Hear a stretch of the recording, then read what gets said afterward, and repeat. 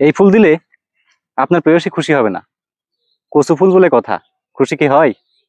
কিন্তু হৃদয় দিয়ে ভালোবাসলে অবশ্যই খুশি হবে। আর সেই হৃদযন্ত্রকে ভালো রাখতে হলে এই কচু ফুল আপনার প্রয়োজন। এই কচু ফুলে ভিটামিন রয়েছে, খনিজ রয়েছে, ফাইবার রয়েছে।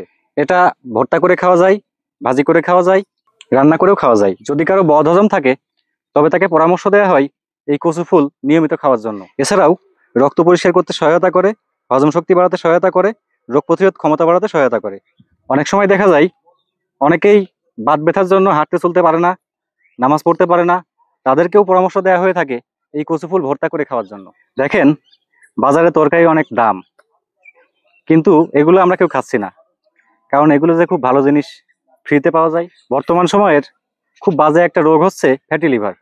সেই ফ্যাটি লিভারের জন্যও এটি খুব উপযোগী। দেখেন, এটি খুব মূল্যবান সবজি, কিন্তু গ্রামগঞ্জের মানুষের কাছে এর কোনো মূল্য নেই। গ্রামগঞ্জের মানুষ এগুলোকে বেশ তুচ্ছ-তাচ্ছিল্যই করে বটে। তাই কাউকে খুশি করার জন্য নয়, নিজেই নিজেকে খুশি করার জন্য, নিজের শরীরকে ভালো রাখার জন্য নিজে নিজেকে উপহার দিন এই কচু ফুল।